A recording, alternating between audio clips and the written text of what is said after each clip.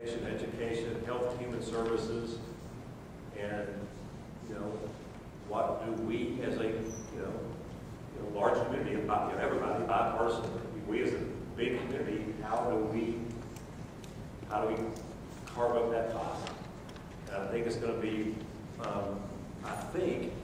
really painful for folks who say absolutely positively no new taxes or revenue.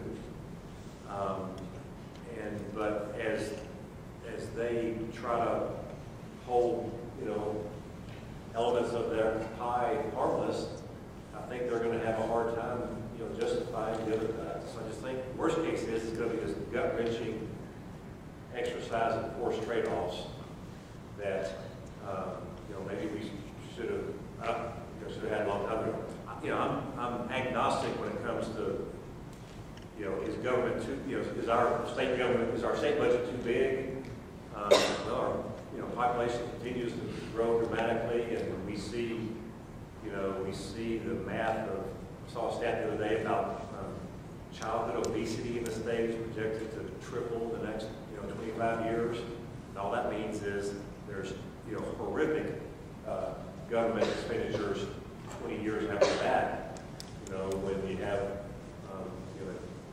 just the cost of health care, when Texas leads the nation in the percentage of the citizens uninsured. So maybe this will be the time where there's finally it's a painful enough exercise in forced trade-offs that we as a collective citizenry have to set some things aside, some of the background noise and some of the disingenuous, unproductive dialogue from both directions, and say, what are our priorities? How do we fund it? And how do we do the best with what we have? I think this, the Texas legislature meets every other year for 6 months. So beginning this January for 6 months, they're going to try to balance the budget for the next 2 years, and apparently it's going to be very, very challenging for those folks to do that. And maybe it's the best thing that happened. Yes. Now Austin is seen as very crazy, and what ways do you kind of promote that during your tenure? Well, so first and foremost, would always be the first to say that as mayor, I inherited this very progressive, environmentally conscious citizenry, and there was already a 20-year history of really progressive environmental initiatives in Austin.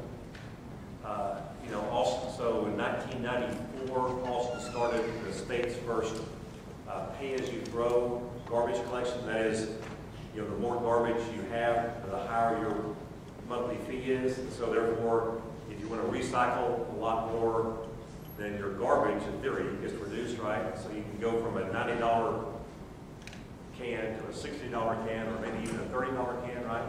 So we're the first city to do that in 1994. Every city in Texas has now gone to that, but just in the last couple of years. Dallas, I think, just this year is getting its first curbside recycling. We've had it since '94, so of course we're now 2 steps ahead of them. Now we're doing single stream recycling, where you just put everything into one giant container, try to maximize recycling. So it's just this. I got lucky. I think myself as an environmentalist, so I got lucky that I inherited a trajectory that was already doing this, and a citizenry that seemed to be prepared to accept initiatives and some inconvenience, maybe some additional expense, so they could either feel good about doing something or in theory show the positive results. On the electricity side, we started the Green Choice program when I was elected, so people can voluntarily pay more so that all their electricity, they can say, is generated with renewable sources, mostly wind power in West Texas. And that has done very, very well. So people just agree to pay more for their electricity to be able to say that they aren't using the coal pay accounting kind of thing. And so what I was able to do is really just tap into that, and I I'd hear of some other initiative somewhere else, or we would try to figure out how to use our electricity department, which is a big, a big resource when it comes to the environmental dialogue, and just try to promote more renewable energy, try to figure out how to divert more trash from our landfills. My biggest sort of regret or lack of progress is that we really don't have effective mass transit in Austin.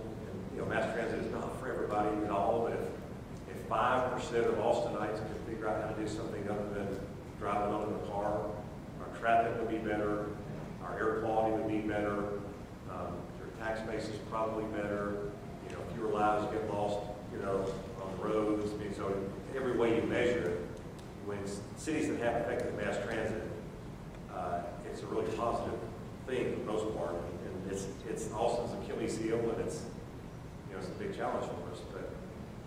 But outside of effective mass transit, Austin has done very, very, very well on green energy, on recycling dynamics, on just an urbanization by having more people living a lot closer to where they work and shop and play and worship and go to school and play.